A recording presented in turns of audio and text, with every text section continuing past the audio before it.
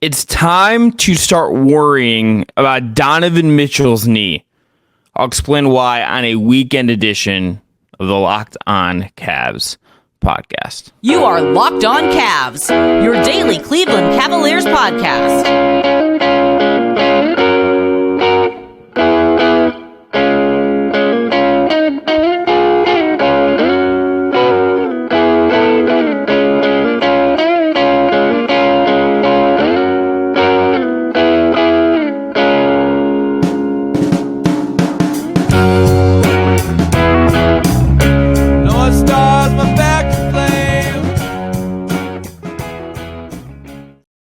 Welcome into a late Saturday night, early Sunday morning, depending on when you're watching or listening, edition of the Locked On Cavs podcast. I am Chris Manning here solo today, producing today, the whole shebang here on March 16th. Cavs lose to Houston. Wasn't good. We'll talk about that coming up. We'll talk about Marcus Morris Sr. as reported, tweeted about by the Patrick Beverley podcast. And if he would provide anything, we'll get to that. But the big story in Cavs world right now is Donovan Mitchell. Just is. There's no way around this. There's no way to say that this isn't the biggest story. Yes, Cleveland's loss on Saturday was bad. Straight up, just a bad loss. But the biggest thing is what Donovan Mitchell said after the game.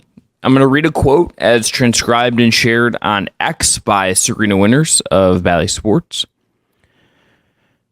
No disrespect. This is all via Mitchell. So, quote, no disrespect, but I'm not really blowing by people right now.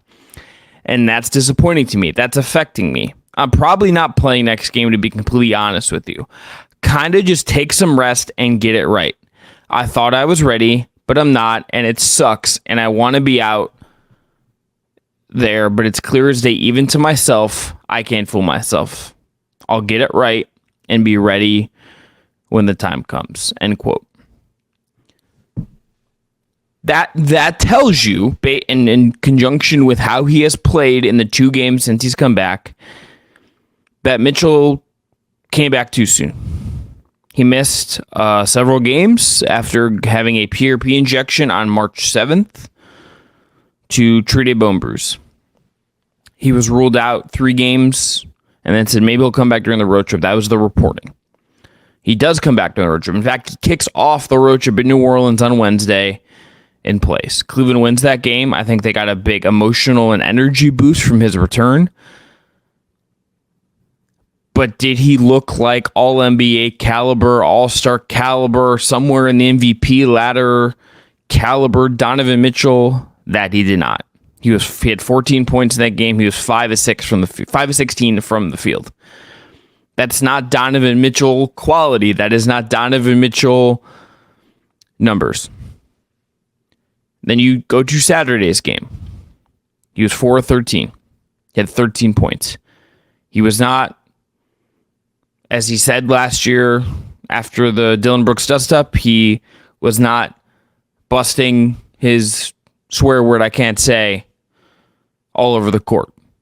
He did not look like himself. He did not look explosive like the Donovan Mitchell that we are used to, that you should expect to have. He also just was settling for a lot of threes. He does always take a lot of threes, but 8 of his 13 shots from 3 in 25 minutes. That's skewing towards settling for jump shots, which reinforces what he said after the game to the media in Houston right now. I mean, maybe they had some fun the night before for Tristan Thompson's birthday, but that doesn't explain everything that is going on with Mitchell right now. And it's flat out just time to be concerned. It just is. Mitchell is the engine of this team. He is its alpha. He is its omega. He is what drives it. He is the best player on the team. He's one of the best 20 players, 15 players, wherever you have him in the NBA. He's having a great year.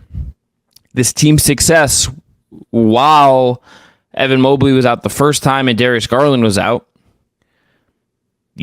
Jared Allen deserves credit, JB Bickerstaff deserves credit, a whole bunch of guys deserve credit. Number 1 on that list was Donovan Mitchell. Number 1 with a bullet. and he suffers this bone bruise in his knee. You sympathize with him for it, obviously. But it's pretty clear he came back too soon. And now you don't know when is he going to return. He says he's probably not going to play Monday. Let's just say he doesn't play Monday. You look at the Cavs' upcoming schedule. It's not as jam-packed as it was, like a week ago when they come back out of the All-Star break. But here's the rest of the month. Cavs Pacers Monday. That's the next game he was referring to in the quote. Cavs at home against Miami on Wednesday. Cavs at Minnesota on Friday. Cavs at Heat on Sunday the 24th. Cavs home versus the Hornets on Monday the 25th. Cavs away to Charlotte on Wednesday the 27th. And then home versus Philly on the 29th. And then they are in Denver on Easter Sunday. At least I think it's Easter Sunday on March 31st. That's a busy rest of the month against a lot of good teams. And oh, by the way, when the calendar flips to April, we're in playoff mode. Not only do they start that month with a West Coast road trip that will take them to Denver, Utah, Phoenix, LA, and then LA again. Lakers, Clippers in that order, April 6th and 7th. But April 14th, the regular season ends. Home game versus Charlotte, 1 p.m. The playoffs are right around the corner. You can see them in the distance now. You don't need binoculars anymore. You're in the final stretch of this marathon of an NBA regular season. And Donovan Mitchell's beat up. He is hurt. When is he going to be right? I don't know if he can answer that. I don't know. The coaching staff, I don't know if they can answer that. We cannot answer that. What he is going to be health-wise the rest of the way is the most important thing the Cavs have on their calendar the rest of the way. Seeding-wise, maybe this comes into play. Cavs are a game behind the Bucks for the 2 seed. You think if Mitchell missed some time and the Bucks' recent form kind of gives them an edge. Okay, 3 seed is your most realistic outcome. Knicks are 2.5 back. Magic are 3 back. You're not so far away from those teams that you couldn't slide back into 4. Maybe that means you get the Magic in round 1 or something and you win that, but then you're on Boston's side of the bracket. And it felt like just a few weeks ago that you were in pole position for the 2 seed, and now you have slidden back. And that's not... If things happen, but injuries and all of that is just an unfortunate way to lose that and lose some of your momentum. Because on top of Mitchell, obviously, Evan Mobley is out, and Max Strus is out, and Dean Wade's missed some time. Mitchell's the biggest one, and all these other injuries add up, but that's the biggest one. And you don't just know when he is going to be right. Is he going to be right in a week? 2 weeks? Is he going to be able to blow by people in April? We don't know. He said at the end of that quote, the phrase that I'll get right and be ready when the time comes. So when is the time? That is now question number 1 the rest of the way for the Cleveland Cavaliers. The games will matter. Darius Garland's form will matter. Other guys who are returning from injury will matter. But when does Mitchell play again, and when does he look like himself? When does he start blowing by guys again and feel comfortable on that knee? We don't know. I don't know if he knows. I don't know if anyone knows. But it's now the biggest unknown for Cleveland the rest of the way. Buckle up. I think it's time to be on Donovan Mitchell knee watch for the foreseeable future. All right, after this, Cavs Rockets. Hope you did something better with your Saturday night, is what I would say about Cavs Rockets. Cavs certainly didn't feel like they wanted to be there. That's up next.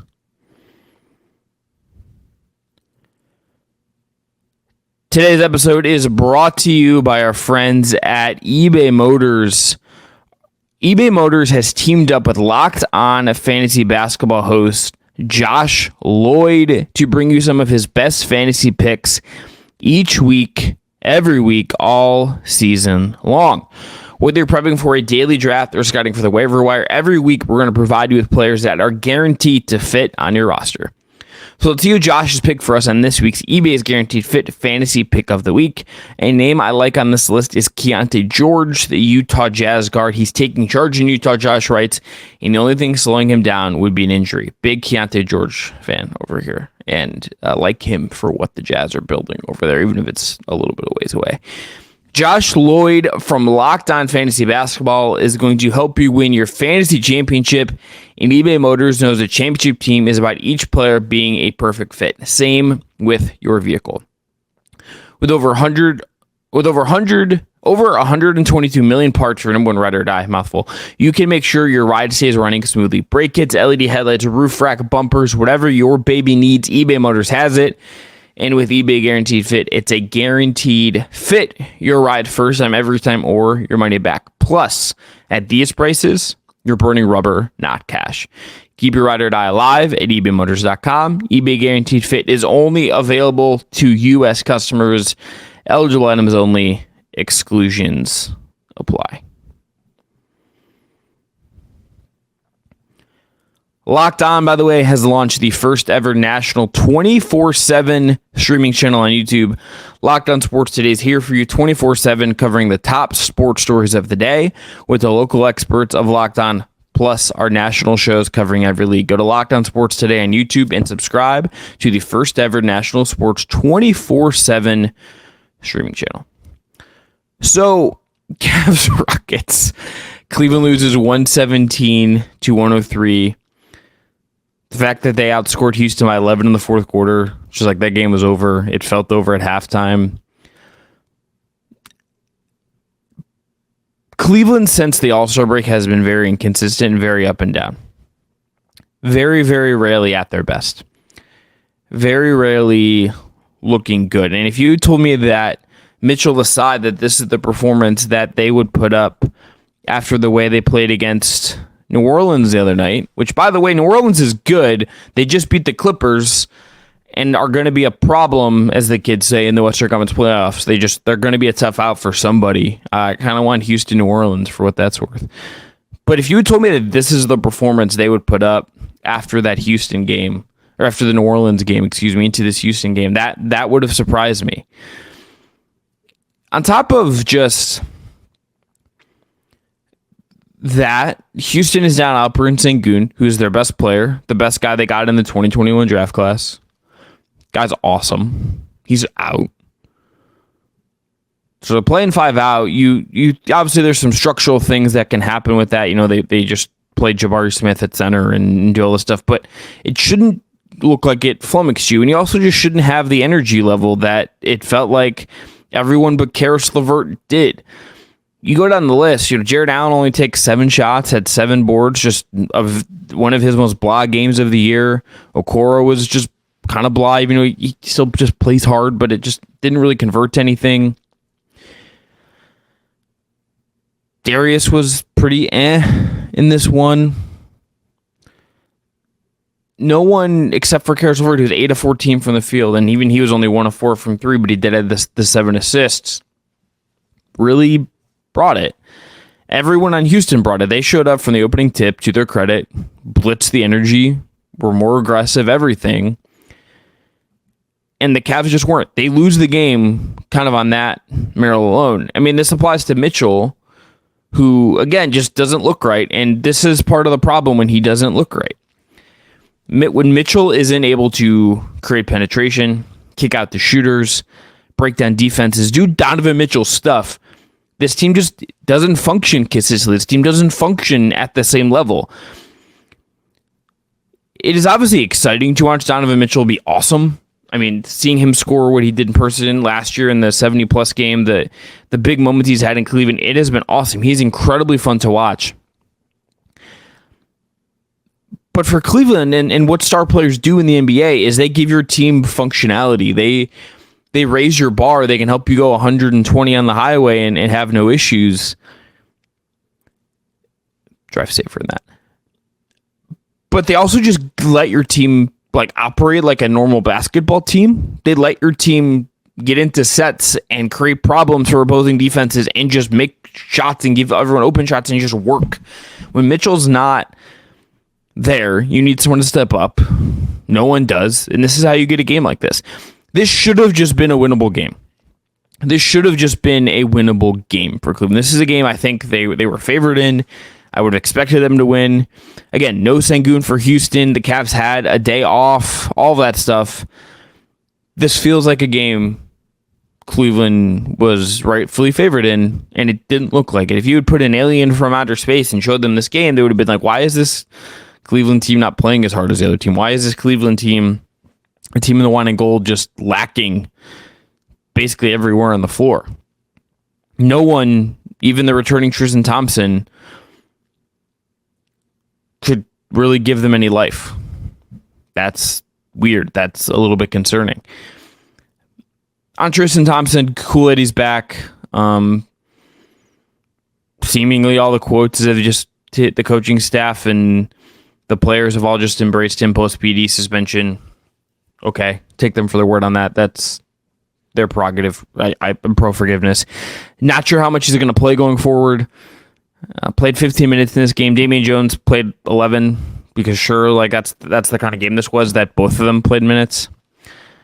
Damian Jones, shout out to you, got up 4 shots, 2 threes, just awesome stuff from him.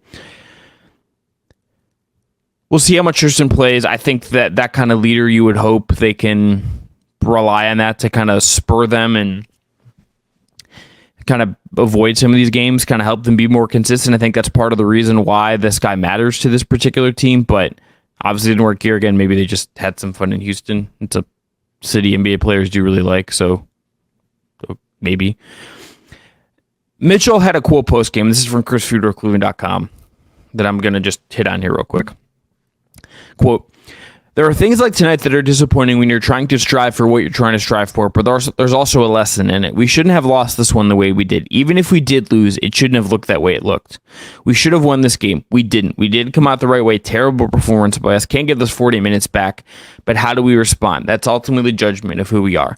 We have heard this quote in different words and said different ways a couple times. This isn't the first time Mitchell or someone on this team has given a quote like this.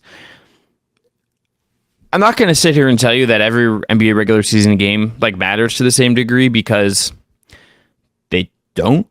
We live in a world where the NBA season is really, really long. Some games you're just going to have off and you're going to have weird results, and they don't always tell you anything. I'm pro data. I love looking at big overarching data and seeing what I can learn from it and all that stuff. It's useful.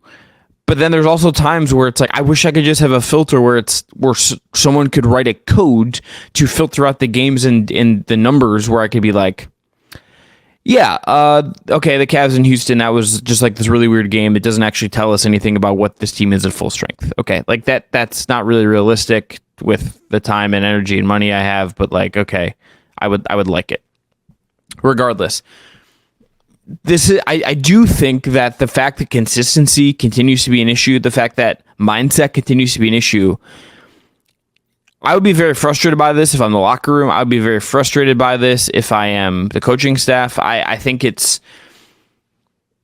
not a good look, and you got to right this ship. That if Mitchell is number one, and I would say Strus and Mobley are probably the next ones. I do really want to just see how this team's mindset is looking going into the playoffs. Can they go into the playoffs with some momentum, some good energy, some forward progressing basketball, and not games like this where you have this great performance? You beat Boston not long ago, and then you've kind of backslid into this, and you've had all these great comebacks, and you beat New Orleans Wednesday, but then you backslide to this. Can we just get some consistency, some effort, some intentionality? That would tell you that this team can head in the right direction. This Mitchell quote is accurate, but are they going to learn the lesson? Are they going to turn the corner? That's the question to ask about this game. Is this just another weird one and late in the regular season while the team's banged up, or is it telling you something about their habits? We'll find out in some way if what this game ultimately meant. We'll find out maybe in 2 weeks, a month, playoffs, whenever that happens. We're going to find out at some point. This game will make more sense once we get more to come. All right. After this last segment, Marcus Morris Sr., huh? So Patrick Beverley's tweeted about this, his podcast, and Patrick Beverley, but no one else really has. But does Marcus Morris actually add something to Cleveland that they need? That's a bet for this.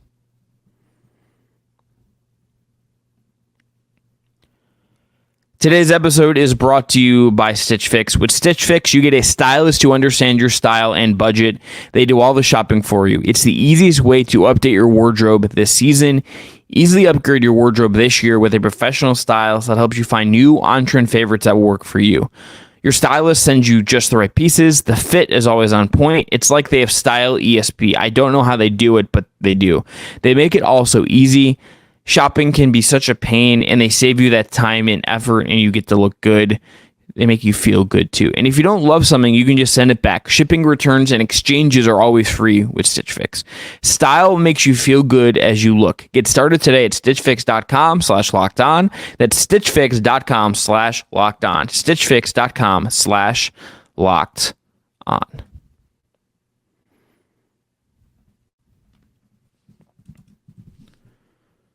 All right, last segment of the day here on the Locked On Cavs podcast. Chris Manning here solo, whole shebang for me today on a Saturday night. Again, I hope you all did something better than I did, which was watch Cavs Rockets. I hope you're like saw the box score or maybe watched the half and are like, I'm gonna go get a corned beef for St. Patrick's Day, or I'm gonna have a Guinness, or if you don't drink, you went on a walk. Just something more productive than Cavs Rockets. Good Lord. So Marcus Morris, so Patrick Beverley, this again remains just like the bizarrest news break, right? So Marcus Morris Sr. is longtime NBA veteran forward, twin brother with Dallas, also a longtime NBA veteran. With Philly earlier this year, gets traded at the deadline, three-teamer, ends up in San Antonio, ultimately bought out by San Antonio. She was a free agent. Patrick Beverley has his show at Barstool, the Pat Bev Pod with Roan. Why I know that, I don't know, but good for them. Pat Bev, that account tweets that Marcus Morris intends to sign with the Cleveland Cavaliers. Sources. That's the tweet. Patrick Beverley tweets something about it. Excited about it, happy for his guy, wishes him luck, all that stuff, right? So that's all we have from it. As far as I have seen, no one else has really. Well, okay, so Shams Charania. Okay, this is 58 minutes ago. I had not seen this yet, so this is why I'm doing Googling real time. This is great podcasting. Shams Charania says that Marcus Morris is signing a 10-day deal with the Cavs. It is not going. He'll be available Monday, so it's not the rest of the season. It is not something that will take them into the playoffs, but he's on the roster. He'll be available Monday. It's another body. My opinion, though, like whether this was a full season thing or not, actually would have been the same. And it's that I understand if you have some pushback to this and like wonder what he's going to provide. This is not someone that if he was on the roster in the playoffs, like really should probably be playing. He's not at his peak anymore. Dean Wade and George Niang are both better. But if you told me that like JB Bickerstaff in game 5 of a competitive series against like Miami or something, or the Knicks again, is like, you know, like we just need someone to be tough and not be scared for like 5 minutes. We're going to like try Marcus Morris. Like I would be like, sure, you could convince me there are worse ways to use a roster spot. So like that's that. I would say that I don't know what value that is ultimately. Is that changing the trajectory of your team? No. Like, should he play? No. It's not a 10-day, so like we don't even know if he's going to be on the team after the 10 days. Do they sign him to another one? He is playoff eligible. Maybe there's just some like accounting stuff going on here. But this is a pretty innocuous signing. This is a guy who can help you in terms of locker room. I think it's another tough voice, another adult. Someone who's not going to back down if you needed them to in the playoffs. Like there's some for a team that I think got rightfully pushed at for its toughness last year. Like I don't hate that. I think there's a world where he doesn't play at all and it doesn't matter. I think that's almost the likeliest outcome in a lot of ways. It's just like, okay, is he playing over Dean Wade? Is he playing over George Hill? No. I do look at this and say, okay, this is someone that if you wanted to go get a veteran body for the playoff run, a la like Danny Green last year, I don't hate it. I think it's a well-respected guy. I think this is a move that goes over well in the locker room. Him and Tristan being your like no-nonsense vets is a good thing to have in your back pocket on the top of Niang, who's tough, and Strus. Like, I don't hate that. There's like an argument I've seen people make on like Reddit and in some conversations with people who do some work around the team or just like the team, who have been like, why don't you just sign like Amani Bates to a contract and like just give him that? He's been a good guy all year. He's a more long-term prospect. He's on a 2A, just convert and whatever. Sure, you could do that. But who would be more likely this year to help you in a playoff series? I would probably say Marcus Morris, and both of them have pretty slim odds of actually helping you. Secondly, you could just get Amani in the summer. He can finish in the G League, be in a 2A, be around you.